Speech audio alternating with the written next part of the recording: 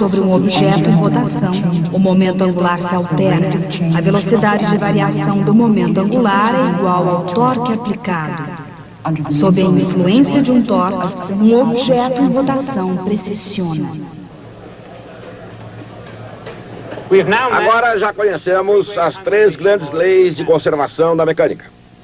No mundo onde as mudanças parecem constantes, essas 3 coisas são exatamente hoje o que sempre foram e o que sempre serão: energia, quantidade de movimento e momento angular. Há algo estranho em relação a essas leis. Isaac Newton nos deu a mecânica. Jamais pensou nas leis de conservação. Elas resultam da grande dádiva que ele nos ofereceu. F igual ma. Mas ele próprio jamais as deduziu. É como se tivesse deliberadamente deixado alguma coisa para os outros fazerem. Existe um outro pequeno mistério em relação a Newton e suas leis. Ele baseou sua mecânica em 3 leis, mas parece que usamos sempre apenas uma delas. Tudo que fazemos parece resultar de F igual ma. Desconfio que esses 2 mistérios estejam relacionados. Acho que Newton sabia alguma coisa sobre conservação e que sua 3ª lei trata exatamente dessa questão. Deixe-me tentar explicar. Tomemos o caso da energia. Energia jamais é criada ou destruída, mas ela pode fluir de um lugar para outro. A isso dá-se o nome de trabalho. Trabalho é uma força agindo ao longo de um deslocamento. Se haja uma força sobre um corpo, deve haver uma força contrária agindo sobre outro corpo. Essa é a 3ª lei de Newton. Quando o trabalho é aplicado a um determinado corpo, ele provém de alguma outra coisa. É assim que a energia é conservada, ou a quantidade do movimento.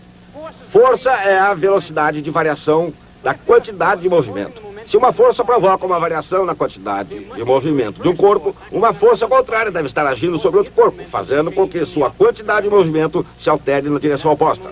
É por isso que a quantidade de movimento é conservada. O mesmo se aplica ao momento angular. O torque é igual à velocidade da variação do momento angular.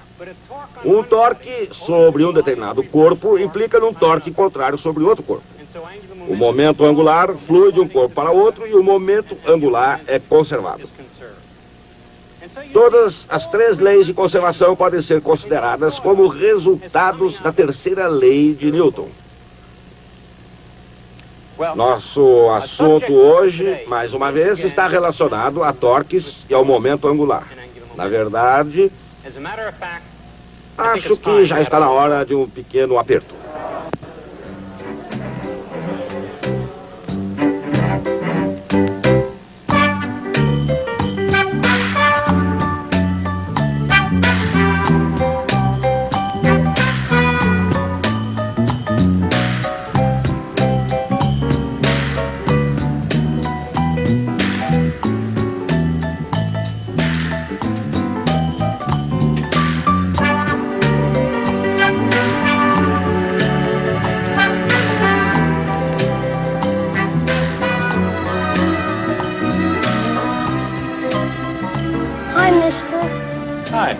I got a flat tire.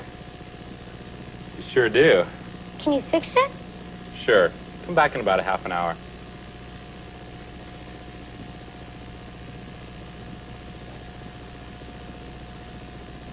Muito antes de existir a bicicleta, já havia a roda.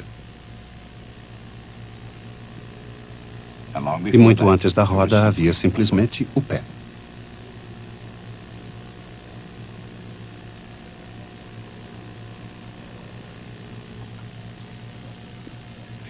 Os pés transportam seu dono sob condições normais e sem uma carga muito pesada, a uma velocidade de 5 km por hora. Os pés são operados pela energia do homem, da mulher ou da criança.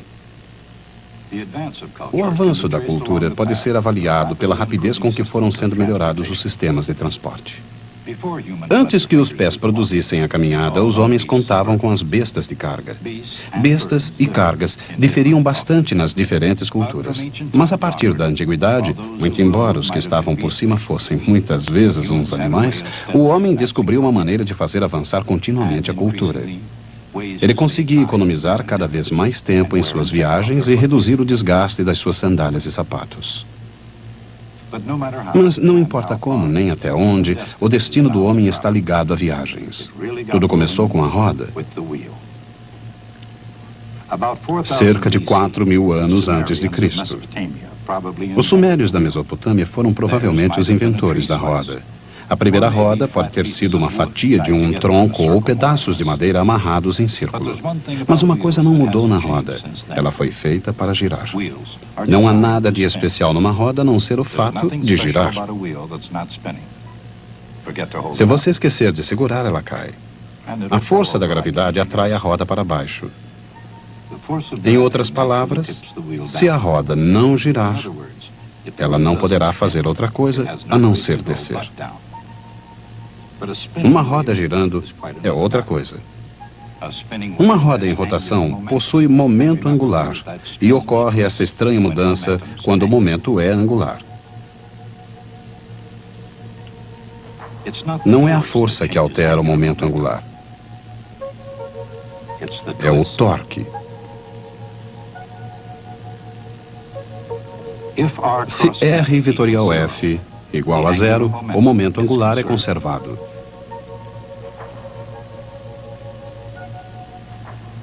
Naturalmente, nem todas as forças se comportam dessa maneira. Para abrir válvulas, por exemplo, ou fazer rodas girarem, a torção é tudo o que é preciso. Torque é a força de torção que causa a rotação, e é igual a R vetorial F. Mas uma roda em rotação já está girando.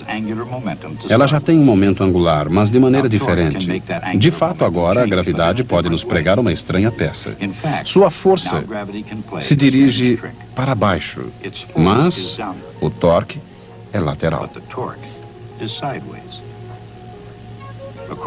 De acordo com a equação tau igual dl dt, o momento angular irá girar para os lados e não cair. O mesmo deverá acontecer à própria roda.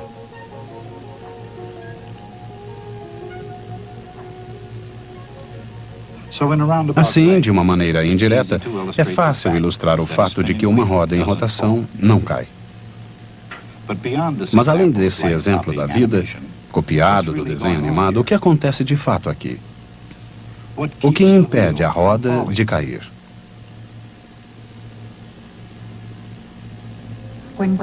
Quando a gravidade faz uma roda não em rotação tombar, os raios empurram a parte de cima da roda para fora e não para baixo, criando uma componente de velocidade em direção para fora. A mesma coisa acontece na parte de baixo, só que para dentro e não para fora. A mesma coisa acontece quando a roda gira. Agora, no entanto, quando a velocidade exterior aumenta, isso ocorre no lado da roda, para fora de um lado e para dentro do outro.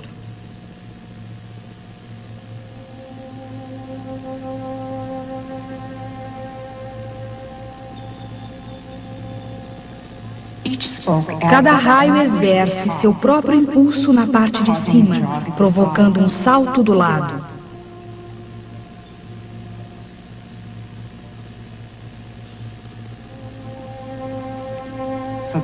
Assim, o resultado final não é um movimento descendente,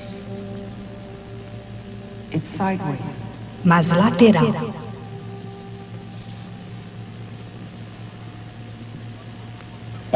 Quando a roda começa a se movimentar dessa maneira, o movimento recebe o nome de precessão.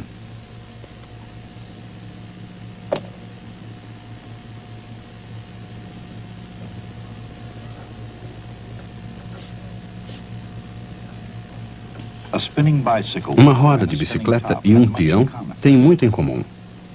O peão parado não balança sobre sua base. Por outro lado, um peão rodando não tomba. Na verdade, a gravidade produz um diferente tipo de movimento. Precessão. Girando ou não, o peão age como se toda sua massa estivesse concentrada em seu centro. Um ponto chamado centro de massa. Se o peão estiver inclinado, mesmo muito pouco, o resultado é um torque. Quando isso acontece a um peão, o torque direciona o momento angular do peão em redor de uma circunferência. Lá vai ele girando com um pequeno atrito produzindo calor no ponto de apoio. Sempre que se produz calor, perde-se uma certa quantidade de energia.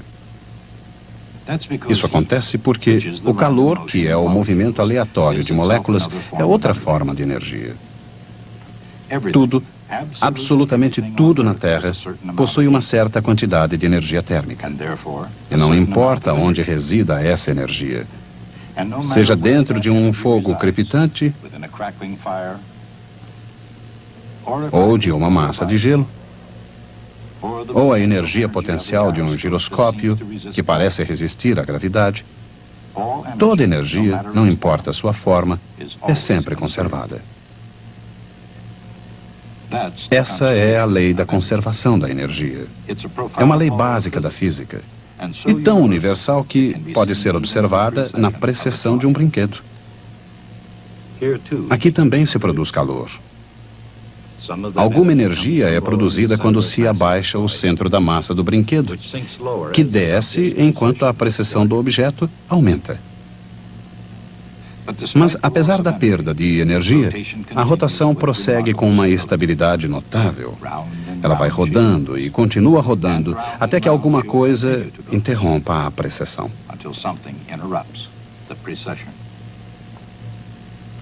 Naturalmente, antes que alguma coisa interrompa a sua precessão, peões e brinquedos podem produzir precessão das maneiras mais surpreendentes e divertidas.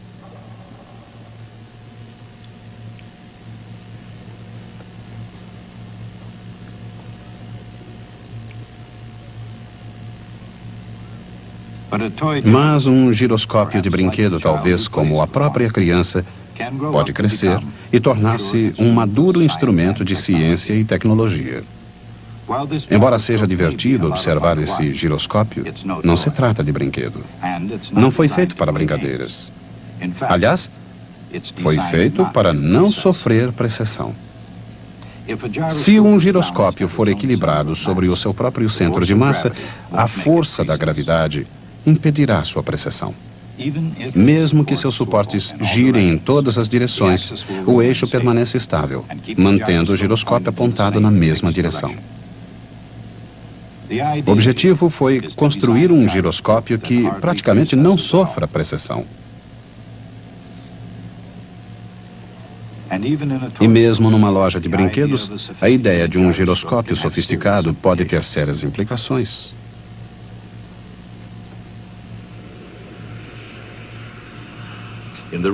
No mundo real, auxiliado por giroscópios, qualquer desvio de um curso pré-determinado de um avião ou submarino pode ser detectado e corrigido automaticamente.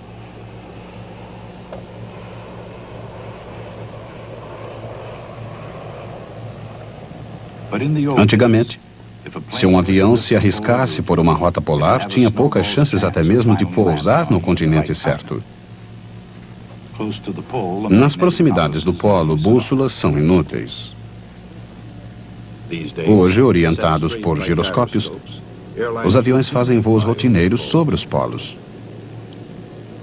O valor do giroscópio não se limita aos polos, nem mesmo à atmosfera terrestre.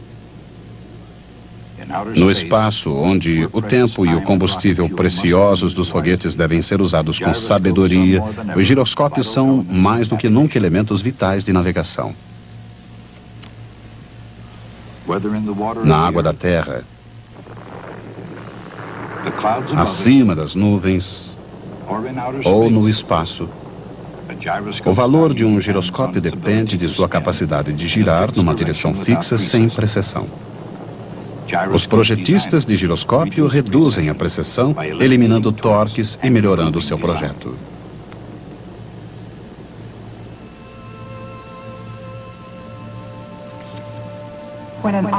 Quando um objeto sofre precessão, a extremidade do seu vetor, o momento angular, move em um movimento circular uniforme, com uma velocidade angular constante chamada ômega maiúsculo. Ômega maiúsculo é a velocidade de precessão. As equações do movimento circular uniforme dizem que V, a velocidade de variação de R, é ômega vezes R. Da mesma forma, tal, a velocidade de variação de L, é ômega maiúsculo vezes L. Assim, ômega é simplesmente o torque dividido por L.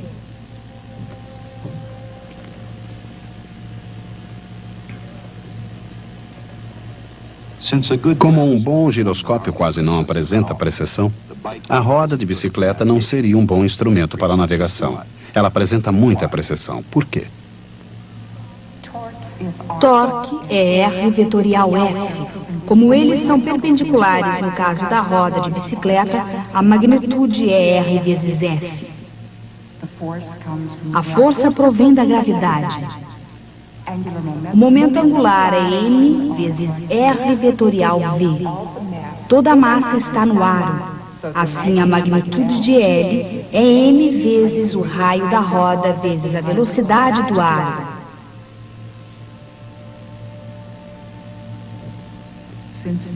Como V é ômega R, a velocidade de precessão é a distância ao pivô vezes G, dividido pela velocidade de rotação da roda vezes o raio da roda ao quadrado.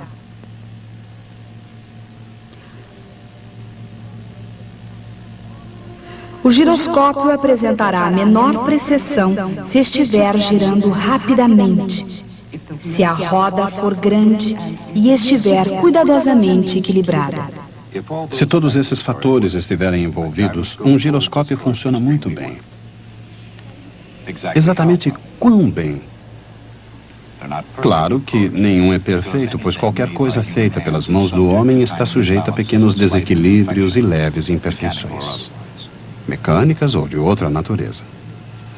Mas os melhores sistemas de orientação com giroscópios chegam muito perto da perfeição. De fato, existem giroscópios que apresentam um desvio de apenas 1/100º de segundo de arco por dia.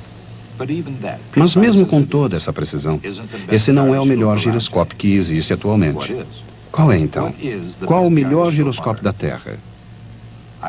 Isaac Newton sabia a resposta. Na verdade, ele foi o primeiro a descobrir que o melhor giroscópio da Terra é a própria Terra. A Terra, como Newton imaginava, gira em torno de um eixo com uma inclinação de 23,5 graus em relação à perpendicular ao plano da eclíptica, o plano da órbita da Terra em redor do Sol. Em outras palavras, visto da Terra, o Sol parece estar na órbita de um plano com uma inclinação de 23,5 graus em relação ao plano do Equador. 2 vezes por ano, o Sol passa diretamente pelo plano do Equador. Esses pontos onde o Sol cruza com o plano do Equador são chamados equinócios, porque significa que dias e noites têm a mesma duração. Esses pontos sempre foram vitais para os astrônomos. Desde a antiguidade, os astrônomos têm observado o fenômeno dos equinócios. Chineses, gregos, babilônicos, turcos, através dos tempos e nas maiores civilizações, todos esses povos compartilharam de um fascínio sobre os equinócios, pois eles assinalavam o momento exato da mudança de estações. Os egípcios, maias, todo o mundo antigo, por mais diferentes que possam ter sido suas terras, compartilharam o mesmo céu. Por mais diferentes que tenham sido suas religiões, os antigos astrônomos contemplavam os céus tendo algo em comum. De uma maneira ou de outra, eles calcularam a posição exata dos equinócios. Mas até mesmo as aparências celestes eram enganadoras. Os equinócios não estão fixos no céu. Eles se afastam um pouco cada ano, muito lentamente, para o oeste.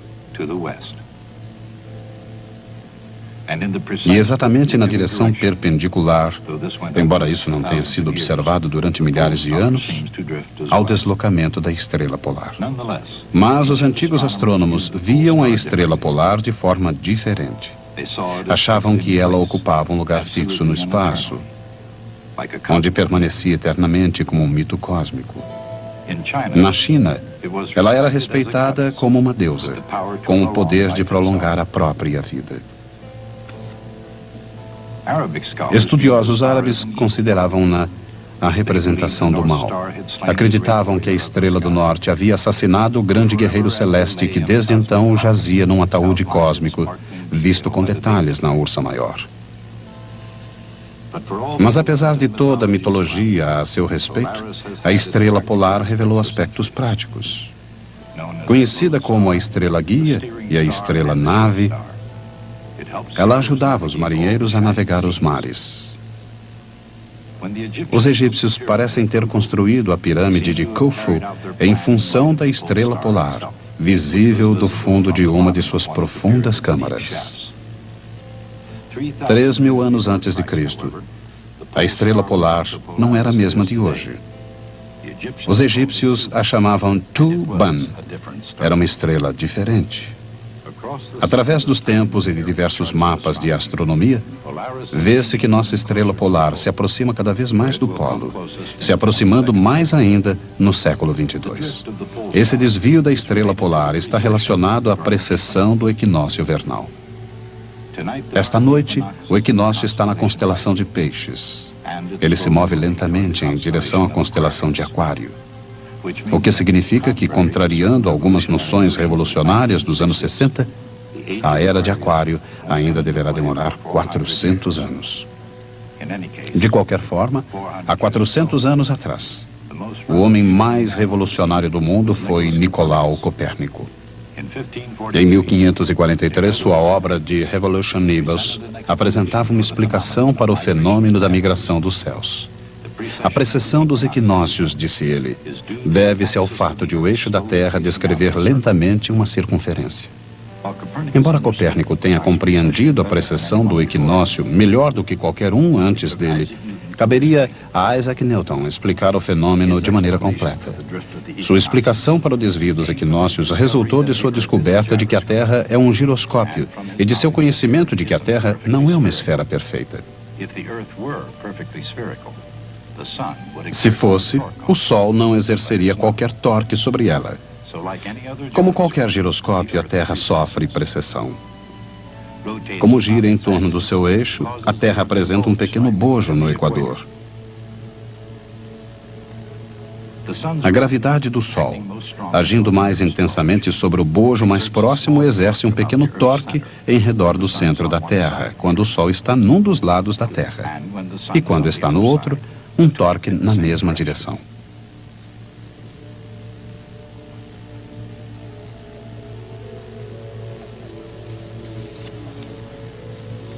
O torque é muito pequeno, mas o suficiente para provocar uma precessão muito lenta no eixo de rotação da Terra. Muito lenta, realmente. Uma volta completa demora cerca de 26.000 anos.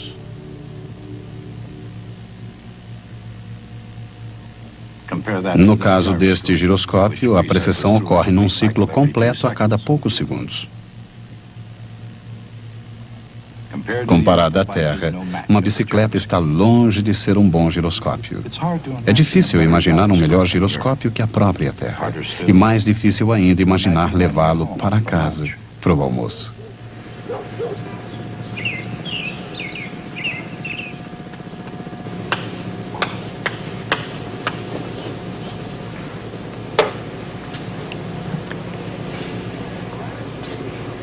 O giroscópio é um instrumento estranho e divertido. Mas o que sempre me deixou mais intrigado foi o fato de Newton compreender e ser capaz de explicar a precessão dos equinócios. Qualquer um que tivesse feito apenas isso seria lembrado ainda hoje. Mas no caso de Newton, essa descoberta se perdeu em meio a todos os seus outros feitos. Newton tinha um amigo mais jovem, chamado Edmund Halley.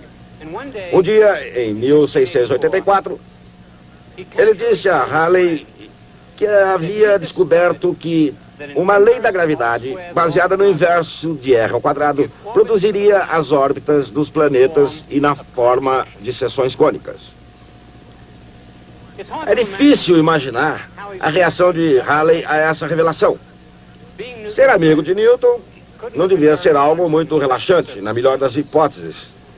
Mas Newton lhe dissera que havia descoberto o segredo do universo. Halley insistiu para que Newton publicasse sua descoberta. E Newton finalmente concordou. Ele estava certo. Newton havia descoberto o segredo do universo. Falaremos sobre isso na próxima vez. Precessão é o resultado de um torque aplicado a um objeto em rotação. A velocidade de precessão é determinada pelo momento angular do objeto e pelo torque. A própria Terra é um giroscópio, sofrendo uma precessão produzida pelo torque, aplicado pelo Sol e pela Lua.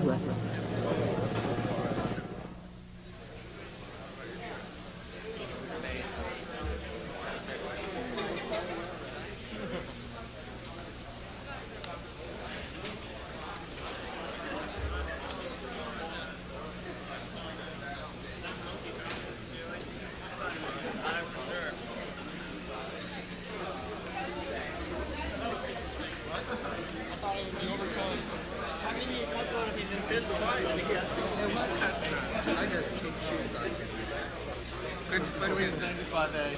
Oh, God.